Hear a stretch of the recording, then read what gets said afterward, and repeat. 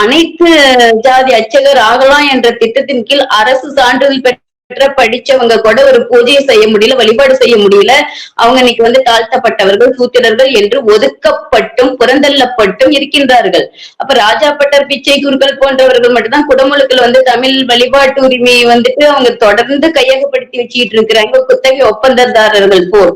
அதே போல்தான் சக்கி வாசுதேவன் இங்கே அதாவது இவங்க கூட ராஜாப்பட்டர், பிச்சை குருக்கள் கூட நம்ம கோயில் கருவறையில மொழிதான் மாறி இருக்கோ தவிர அவங்களுடைய செயல்பாடுகள் தமிழர்கிட்ட இருந்து கத்துக்கிட்டதுதான். அவங்க செய்யற செயல்முறை அவங்க சமஸ்கிருத மொழிக்கு தான் ஆதரவு தெரிவிக்கிறாங்களே தவிர, ஆனால் அவங்க தமிழர் ஆன்மீகத்தோட சமய வழிபாட்டு நெறிமுறைகளை பின்பற்றி கொண்டுதான் இருக்கின்றார்கள். ஆனால் அவர்களுக்கும் எதிரானது பிற மண்ணினர்கள் கூறக்கூடிய சமஸ்கிருத ஆன்மீக வழிபாட்டு சீவ இரவு பூசைக்கும் எதிரானதுதான் சக்கிய வாசுதேவனோட செயல்பாடு.